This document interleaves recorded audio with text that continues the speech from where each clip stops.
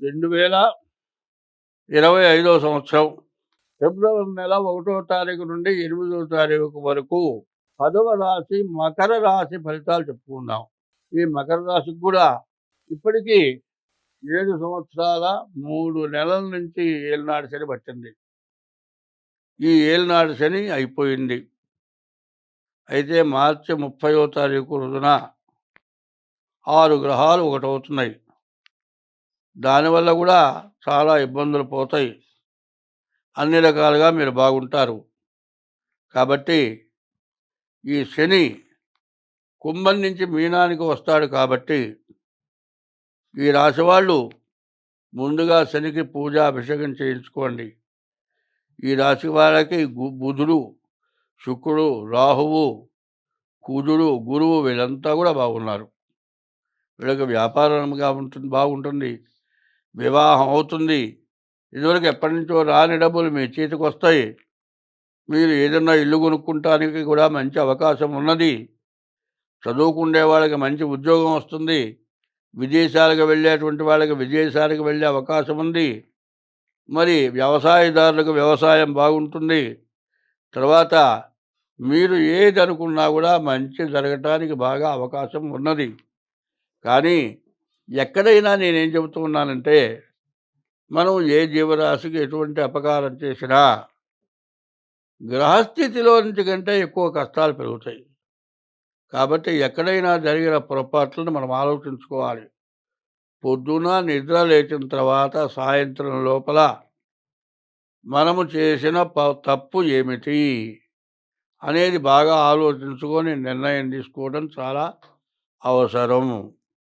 అట్లా తీసుకున్నట్లయితే మీకు అన్ని విధాలా మంచి జరుగుతుంది. భగవంతుడు మానవ జన్మ ఎత్తటానికి ముందు 84 లక్షల జీవరాశులు ఉన్నాయి. భూమి మీద తిరిగేవి 21 లక్షల జీవరాశులు చెట్లతో సహా కలిపి. ఆకాశంలో తిరిగేవి 21 లక్షల జీవరాశులు. భూమి లోపల తిరిగేవి 21 లక్షల జీవరాశులు. నీటి లోపల తిరిగేవి 21 లక్షల జీవరాశులు.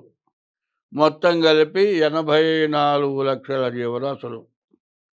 అంటే ఈ 84 లక్షల జీవరాశుల జన్మలు మనం ఎత్తి మనం కొంత పుణ్యం చేసుకుంటేనే చివరికి మానవ జన్మ వచ్చింది. ఈ మానవ జన్మ దుర్లభమైన జన్మ అంటారు.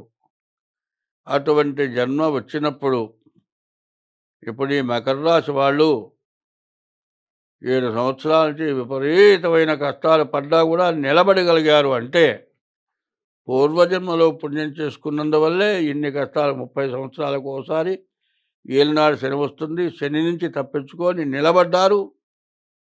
ఎంతో బాగుపడటానికి అవకాశం ఉంది. ఇక్కడి నుంచి కూడా ప్రతిరోజు కూడా మన నుంచి ఎవరికి ఎటువంటి అపకారం జరగకూడదు. కనీసం మనం తినేటప్పుడు మన పక్క వాళ్ళు ఏమన్నా తిన్నారా లేదా, కనీసం కొంతమంది రోడ్డు మీద పిల్లల్ని పెట్టుకొని ఇల్లు లేక ప్లాట్ఫారం మీద ఉంటారు.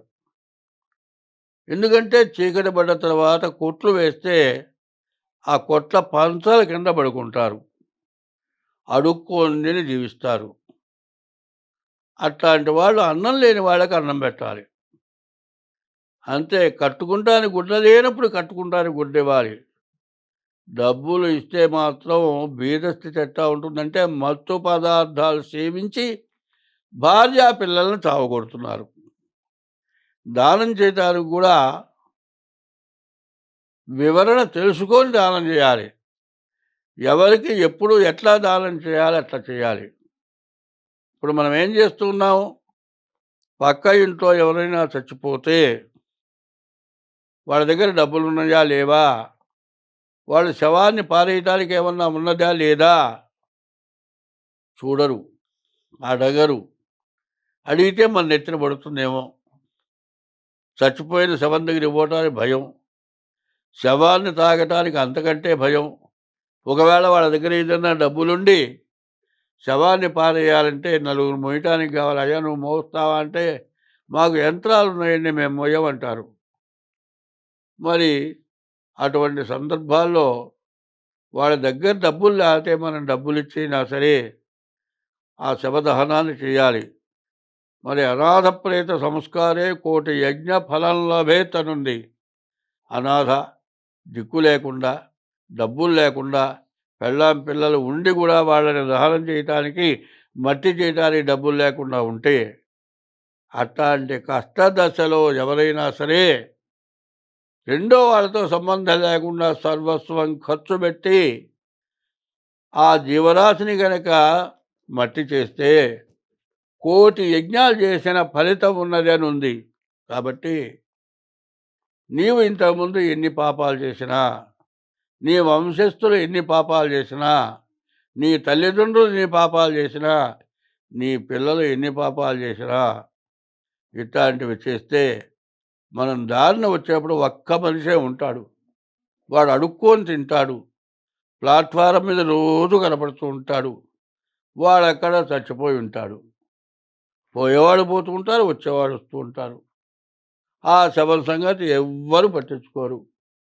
ఓ రోజో 2 రోజులు గడిచిన తర్వాత వాసన వచ్చిన తర్వాత మరి పోలీస్ స్టేషన్‌కి ఫోన్ చేస్తారు.